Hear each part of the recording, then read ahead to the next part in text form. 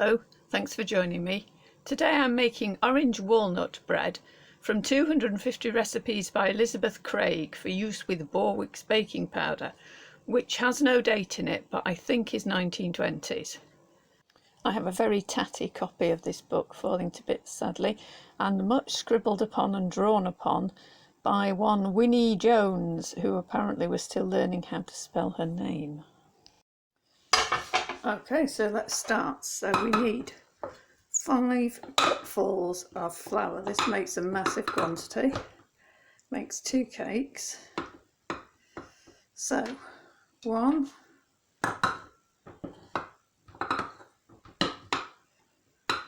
2,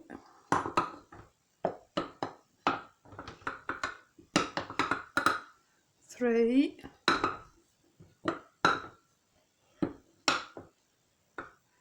4,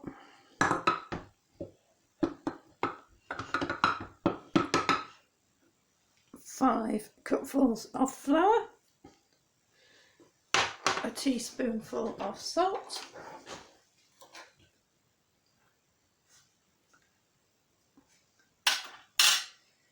half a cupful of candied peel,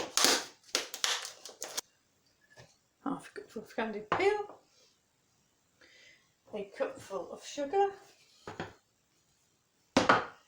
and there is no fat in this recipe apart from the egg. An egg, but we don't put that in yet. A cupful of wheatmeal, by which I think it just means brown flour, wholemeal flour. So a cupful of that. And later on some milk and some walnuts, but not yet. So stir them together.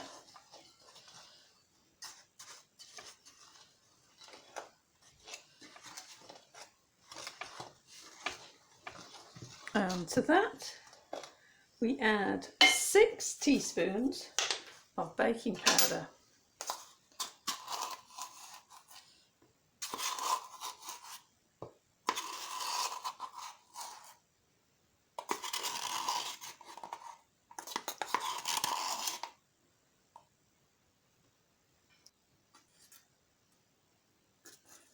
Five,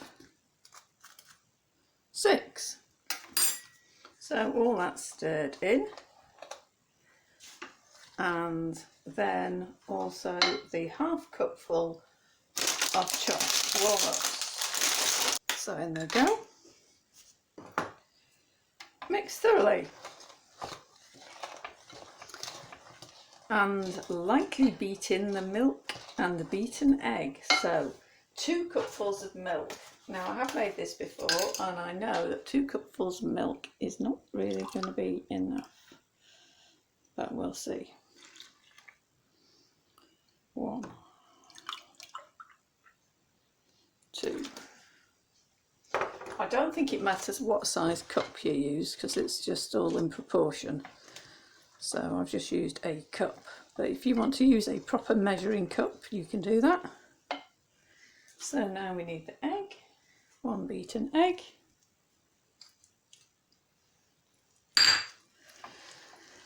and then lightly beat it in. Well, I don't know, it's taking some effort to stir that, to be honest.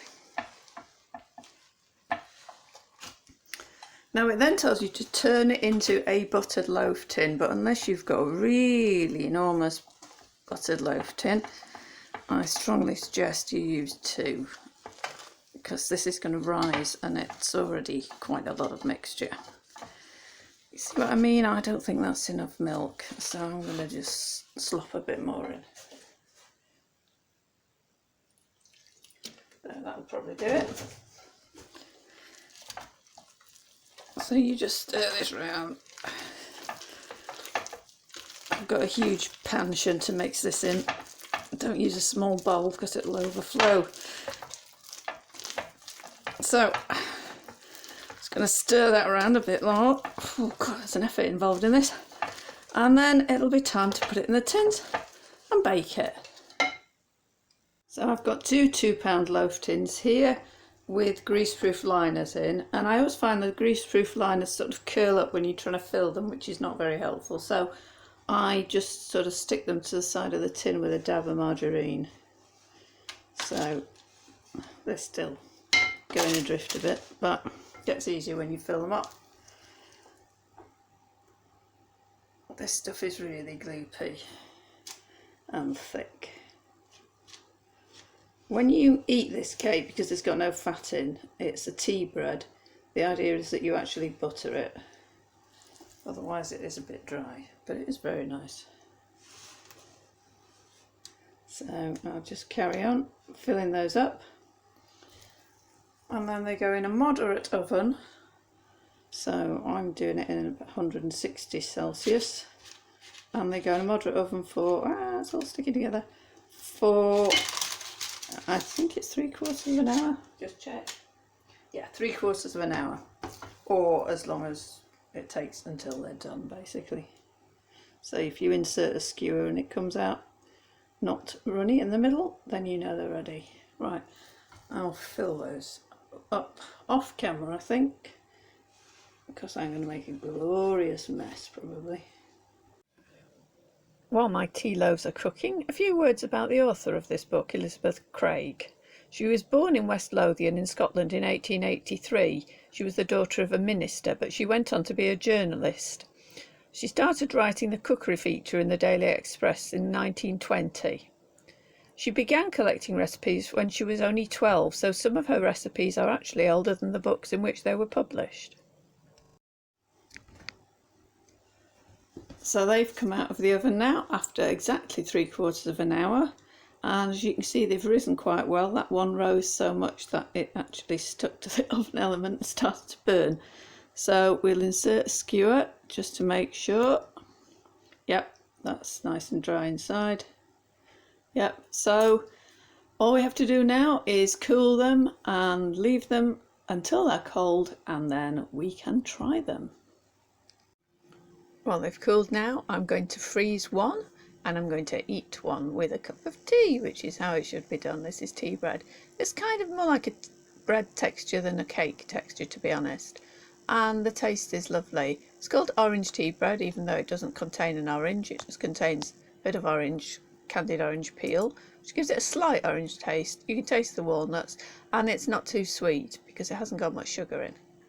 And I enjoy it very much, just lightly buttered. Well, okay, thickly buttered with a cup of tea. If you make this recipe, let me know how you get on. And as always, the recipe and method and costings are in the description. Thank you for watching.